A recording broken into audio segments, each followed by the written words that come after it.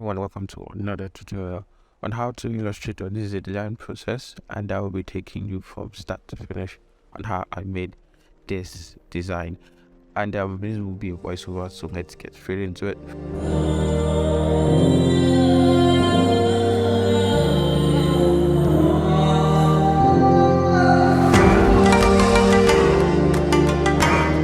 First of all, I created the gradient background, and you can actually select the color choice if you prefer to use a different color. That would be much better.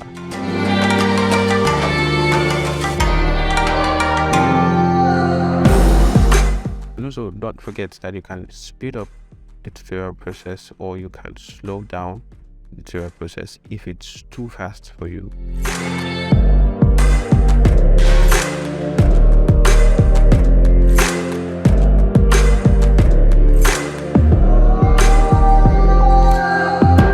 Now I've added the image to the background just for me to have what I'll be working with, and I'm heading up to Photoshop to edit the picture and probably add a little gradients or make it a little bit dramatic. Now I'm adjusting the curve. I'm using the auto adjust on the curve while adjusting other curves.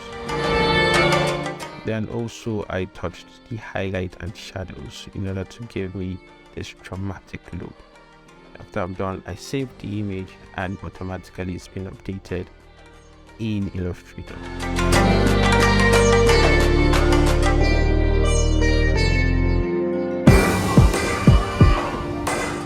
Now I create an ellipse using the ellipse tool.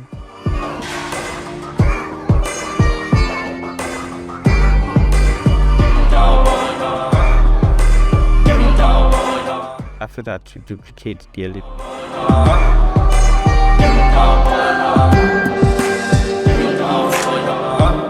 Ensure this the two shapes are centered. And I decided to choose a different color. And you send it to back using the control coily bracket. That's the control open coily bracket.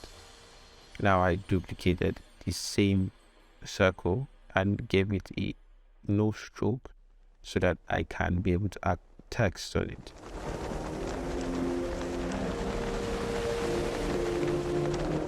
Now I copy my text by highlighting and pressing Ctrl C. I take out the circle that was created with no strokes, and I made the circle that was behind her. I made it expand them so that it can be fill instead of stroke.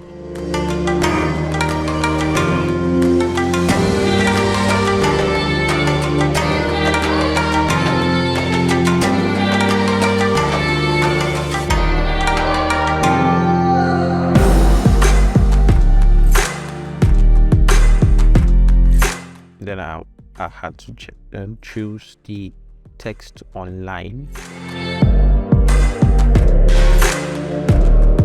Then I'll paste my text on the circle or the ellipse that I've created, and I adjust the font to suit. Now bring it on the circle so that it makes it visible, and I copy it and duplicate it so it covers the whole circle, and then I adjust the text to ensure that it goes around.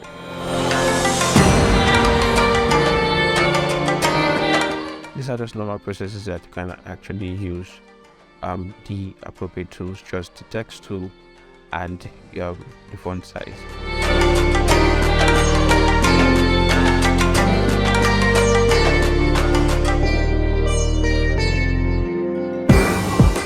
And now I duplicate it by scaling the text and adding a new text to the inner circle.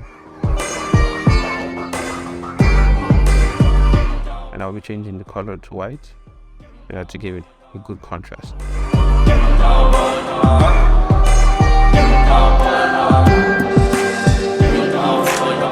Good. Now I will move into creating a ring, more of a glue ring.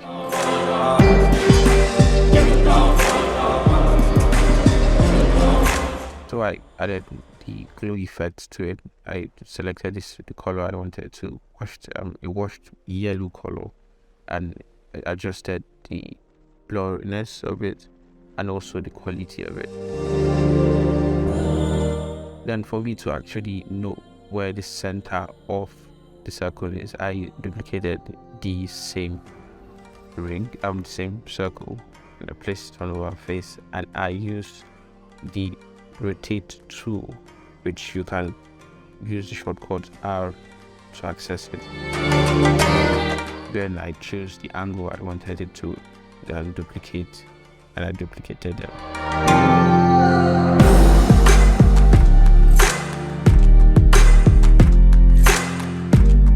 I selected all the circles that were created in order for me to group them and adjust them to the size I want them to be, as they are a little bit out of the frame. So they are all grouped now and they are adjusted.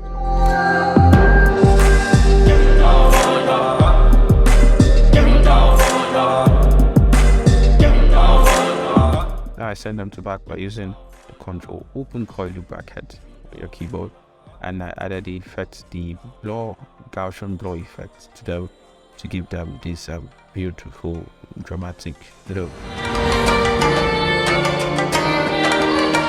Then now, as usual, I create my custom backgrounds most times by using patterns, and now I am creating just random shapes, regular shapes, just to put them together and see if I can create my own pattern that will be used as the background to give it more life.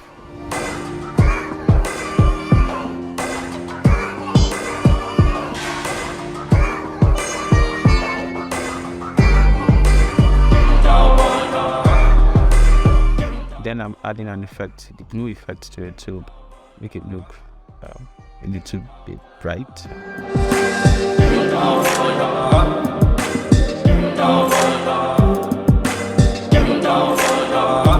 So there are spaces there, and I don't like those spaces, so I'm creating a new circle and giving it also the glue effect, and it's all set and okay. So now I create a new shape, a rectangular shape or a square.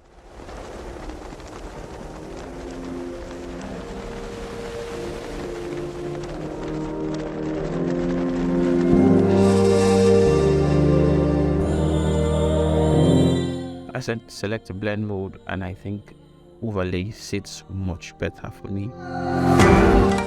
Add an effect using Gaussian blur to the effect, and it's much better. I prefer this. Well, I think this is where everything just sits well for you. You can decide to leave it like this, or you add maybe something to the background, probably add an image, or you add something different. But I just decided to add an alternative image of her to the background, and I duplicated that image to the right and the left.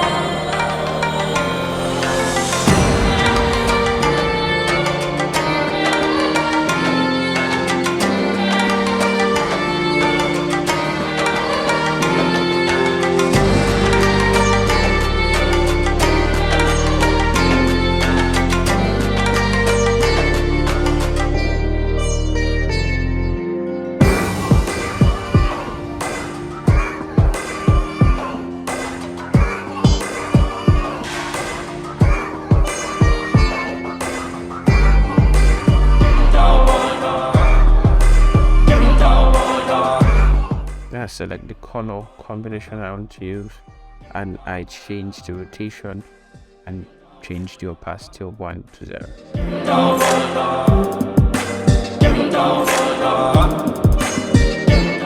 Now I'll be adding text to it to have a more descriptive design, it's much better to have combination of two different fonts, either a sans serif font and a serif font, or a sans serif font with a script font.